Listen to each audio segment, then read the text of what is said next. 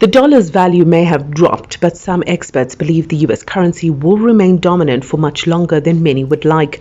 Some countries are openly calling for a new currency to trade. In 2001, over 70% of all trade was done in US dollar. And now in 2023, we talk about 55% of global trade being done with US dollar. Still the most dominant currency and the most valuable a source of reserve for currencies. Australia, China and Canada's currencies are finding some favor, having grown their reserves.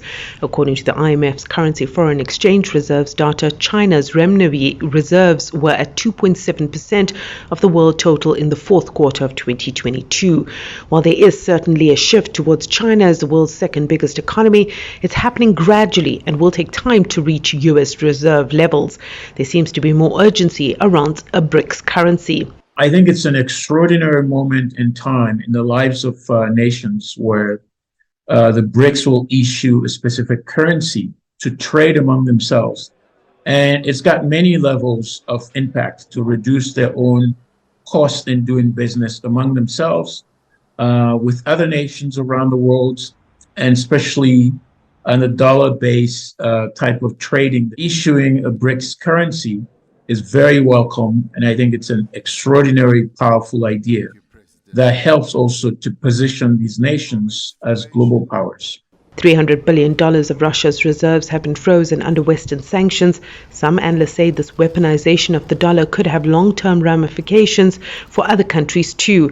A BRICS currency may just be the disruptor many countries need. BRICS have made a clear decision to issue a currency. It may work or it may not work. We don't know. They need to test it.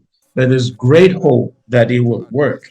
And I think with that kind of hope, the future is much positive. The dollar is not going to disappear so easily, but its hegemony will be reduced to a point where it won't be able to be used to sanction other nations. BRICS countries are looking for alternatives in terms of trade, and I think seeing that as an alternative, not as a replacement, provides for BRICS members the potential of reducing the risks that a very expensive US dollar has created, particularly for developing countries. Countries from South America to the Middle East are queuing up to join the BRICS grouping because they do believe that it may be the powerhouse that could actually rival the US dollar. Sumitra Nydoo, CGTN, Johannesburg, South Africa.